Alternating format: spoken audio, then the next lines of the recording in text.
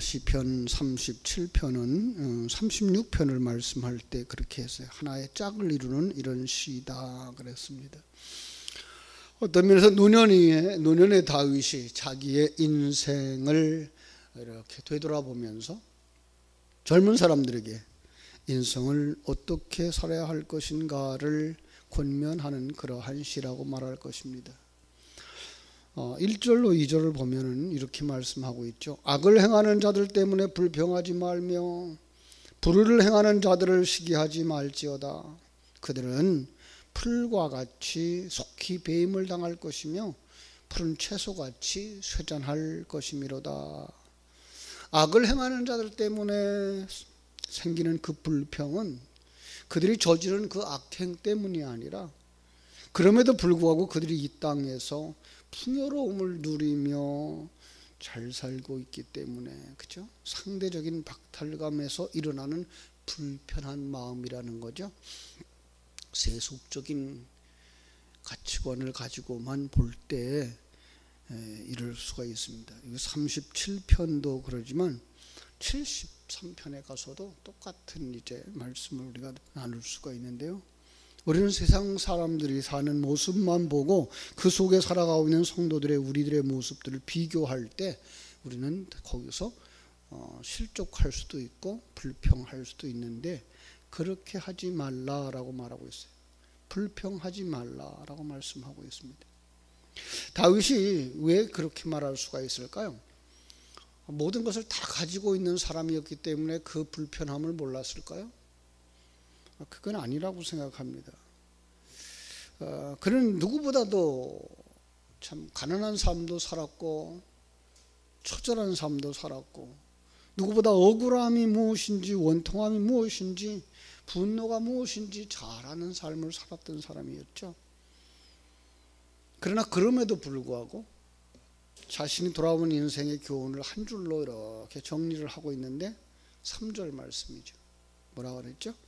여호와를 의뢰하고 선을 행하라. 땅에 머무는 동안 그의 성실을 먹을거리로 삼을지어다. 여호와를 의뢰하라. 선을 행하라. 그의 성실을 먹을거리로 삼으라. 여기에 3개의 동사가 이렇게 나오는데요. 사실 원문에 보면 4개의 동사가 있다고 그래요.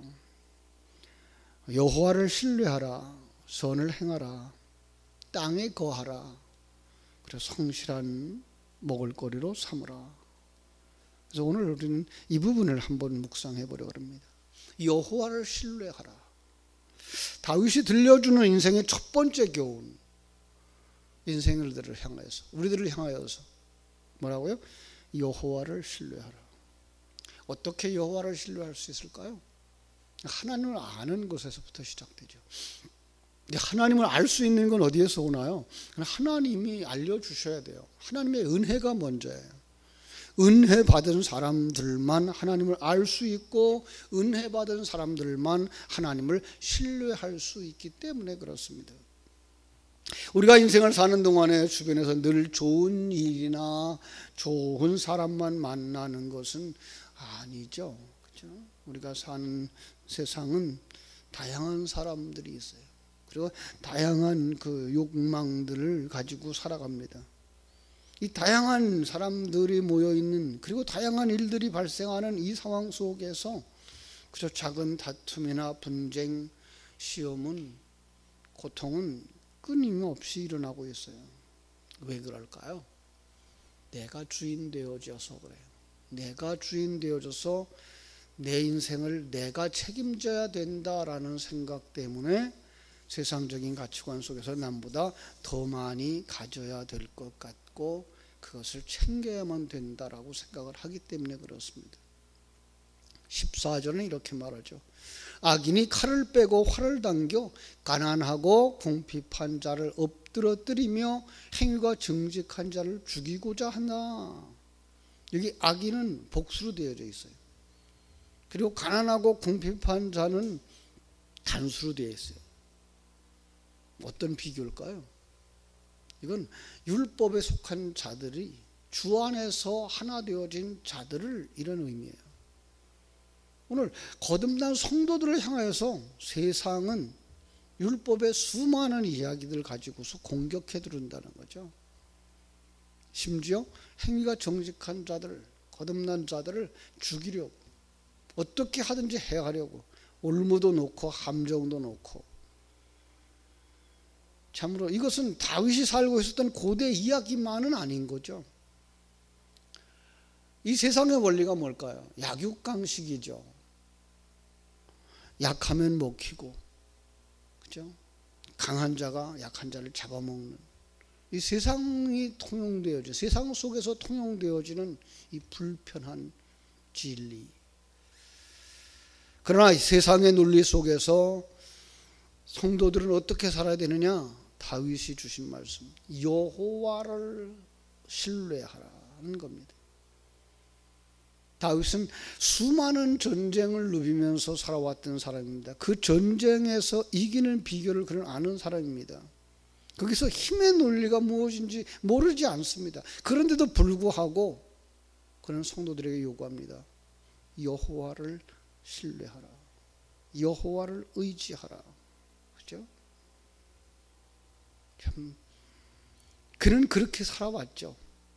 사울에게 핍박을 받고 쫓겨다니면서 살았을 때, 그런가 하면 압살롬의 그 반역으로 말미암아서 자식과 대적할 수밖에 없었을 때, 그러나 그 속에서 그는 힘의 논리를 따르지 않았고 자신의 칼이 아닌 여호와 하나님을 신뢰하며 살아왔던 과거를 가지고 있었어요. 여기에 깊은 진리가 들어가 있습니다. 세상적인 전쟁보다 더 무서운 전쟁, 영적인 전쟁. 그 영적인 전쟁, 우리의 힘이 아닌 하나님만이 우리의 힘이 되어지고 하나님만이 우리의 능력이 되어진다는 사실을 알기 때문에 우리를 향하여 우리 또 다윗은 이렇게 성경을 통해 우리에게 말씀하는 것입니다. 여러분을 모두는 여호와를 신뢰하는 하나님의 사람들이 되어지기를 주님의 이름으로 부탁을 드립니다. 두 번째로, 다윗은 인생 교훈의 두 번째로 선을 행하라 라고 말씀하고요. 선을 행하라. 하나님을 신뢰했던 다윗은 또한 하나님께서 모든 것을 지켜보고 계심을 알고 있었죠. 18절 말씀이 말하듯이 여호와께서 온전한 자의 날을 아시나니 그들의 기업은 영원하리로다. 여기 온전한 자, 거듭나서 하나님과 하나 되어진 자, 이런 의미죠. 성도들의 삶의 모든 순간들을 아신다. 하나님 앞에서 감출 것이 없는, 마치 벌거숭이 같은 그 자신의 늘 느끼면서 살았던 것이죠. 그러기에 다윗은 하나님 앞에서 온전한 삶을 살고자 애를 썼죠. 사울에게 그 쫓겨서 비참한 나날을 복을 보낼 때, 아니 복수를 할 수 있는 기회도 있었어요. 그러나 그때 그는 하나님을 바라다 보았죠. 그리고 사울을 해하지 않았죠. 왜요? 사울은 하나님께 기름 부음 받은 왕이라는 사실 때문이었습니다. 심지어 다윗은 사울의 죽음 이후에도 사울에 대한 예우를 잊지 않았습니다. 하나님을 신뢰하는 다윗에게 있어서 그 바른 삶은 하나님 앞에서의 삶이었고, 그 하나님 앞에서의 삶이라고 하는 것은 선택이 아닌 필수요 의무였던 것입니다. 우리는 하나님 앞에서 사는 사람들, 그래서 선을 행하는 사람들이 되어줘야 할 것입니다. 세 번째로 땅에 거하라 라고 말씀하고 있어요. 땅은 우리가 살아가고 있는 현실일 수도 있습니다. 다윗은 믿음을 가진 그의 삶을 어디서 살아요? 현실 속에서, 그리고 현실 속에서 다듬어졌다는 것을 아는 사람입니다. 그러니까 현실은 나를 하나님의 자녀 되게 하는 하나님의 수련장인 것을 알았다는 거죠.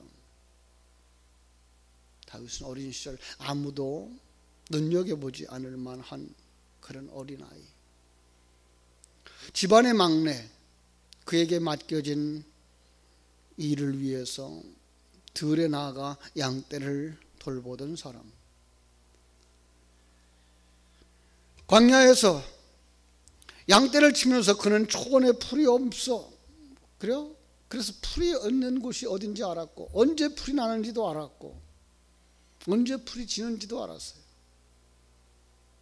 훗날 자신의 인생을 돌아볼 나이가 되었을 때 그는 인생이 이처럼 짧은 것이구나. 어느 날 푸르고 잎이 피어나고 꽃이 피어나는 그 들판의 풀들, 그런데 그것도 꽃이 아름답다 싶으니까 벌써 시들어버리고 말더라는 거죠. 2절은 그래서 그렇게 말합니다. 그들은 풀과 같이 속히 배임을 당할 것이며 푸른 채소같이 쇠잔할 것이미로다. 이게 인생이다. 특별히 악인들이 모습이다. 우리는 영원히 살지만 그들은 그저 잠시 후에 쇠잔할 것이다. 지금은 아무리 번성한다 할지라도 그들 역시 인생에 지나지 아니하니. 그죠? 다윗은 자신의 삶을 통해서 이야기하고 있는 것입니다. 그래서 5절 이렇게 말하는 거죠. 내 길을 여호와께 맡기라. 맡긴다는 말은요, 또 하나의 다른 의미가 있는데 뭔가 하면 돌을 굴리듯 굴리다라는 의미예요. 과거 전쟁할 때에 적이 오는 계곡에 매복해 있다가 적에게 치명타를 입히는 방법 중에 하나가 계곡의 꼭대기에서 커다란 돌을 굴리는 것이었죠. 숱한 전쟁을 치렀던 바로 그 현장에서 다윗은 커다란 돌을 굴려버리듯이, 그 결과는 누구에게 맡기고요? 하나님께. 바로 인생을 그렇게 하나님께 맡기는 법을 그는 배웠다는 거죠. 다윗이 딛고 살았던 그 땅은 자신의 믿음이 세워지는 현장이었습니다. 예수님이 부활했을 때 그 부활의 현장에 갔던 제자들이 천사를 통해서 듣는 이야기가 있어요. 그죠? 약속한 곳으로 가라는 거야. 그 디베랴 바닷가로 가라는 거야. 거기서 주님을 만나라는 거예요. 거기가 어디예요? 그들이 예전에 살았던 삶의 현장. 물고기 잡던 곳. 그러니까 우리가 정말 이론상으로 환상 중에 하나님만 보고 있는 것이 아니라 우리의 삶의 모든 현장 속에서 하나님이 함께하고 있다는 사실을 발견하는 거죠. 우리의 믿음은 그러니까 현실을 떠나서 살아가는 것을 추구하는 것이 아니라 우리가 살아가는 삶의 현실 속에서, 그죠? 자녀들과 함께 살아가는 가정 속에서, 동료들과 함께 일하는 삶의 현장 속에서, 우리와 싸우고 있는 악한 사단의 공격 속에서 우리의 믿음이 세워지고 믿음이 자라나기 때문에 우리는 이 속에서 빛과 소금의 역할을 감당해야 되는 사명자의 삶을 결코 잊어서는 안 될 줄로 믿습니다. 마지막 네 번째로, 성실함을 먹거리로 삼으라. 성실하게 살아라. 근면 성실한 삶. 이건 한 번 잘한다고 하는 걸로 이렇게 되어지고 않고 한 번 반짝하는 모습이 아니라 꾸준함이 바탕이 되어지는 삶이죠. 꾸준함. 그것이 바로 성실함의 근거죠. 목동이었지만 다윗은 넓은 광야에 늘 혼자였습니다. 그러나 그는 아무도 지켜보지 않았지만 자신이 돌보는 양들을 지키기 위해 늘 최선을 다했던 것. 목자의 심정이어야 되는 거죠. 심지어 곰이나 사자 같은 맹수들이 공격해왔고 양을 물어갈 때 그를 목숨을 걸고 그 맹수의 입에서 양을 구해왔습니다. 이런 성실함이 배어있던 다윗이었기 때문에 그에게 이스라엘 백성들을 하나님은 맡겨주셨던 것입니다. 오늘 살아가는 우리의 모습, 다시 한번 이 네 가지를 가슴에 기억하면서 세상의 그 가치관이 아니라, 세상의 가치관 속에서의 상대적 박탈감이 아니라 하나님 앞에 초점을 두고 하나님이 지켜보신다는 생각을 가지고서, 그죠?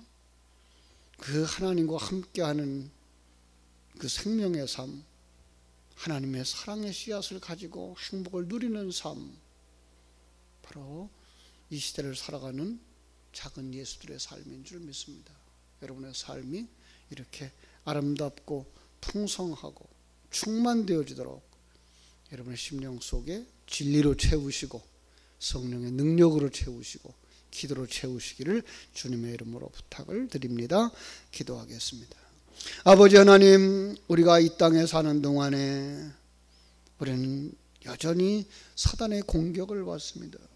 세상의 가치관 가지고 살아가라고, 세상에 남부럽지 않은 삶을 살아가라고, 그래서 우리의 시선을 빼앗고 우리의 마음을 빼앗는 것들이 참으로 많습니다.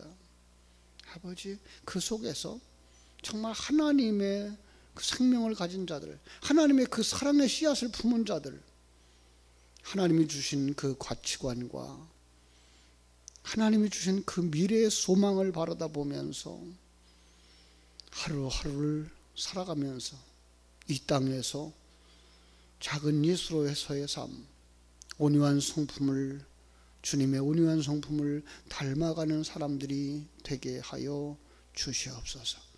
상대적인 박탈감으로부터 자유하게 하시고 주님 안에서 주신 풍성함을 누리는 그 풍요로움, 평안함, 감사, 감격, 찬송의 삶이 되도록 우리 하나님 축복해 주시옵소서. 오늘 하루의 삶도 주님께 부탁드리며 거룩하신 예수님의 이름으로 기도하옵나이다. 아멘. 하늘에 계신 우리 아버지,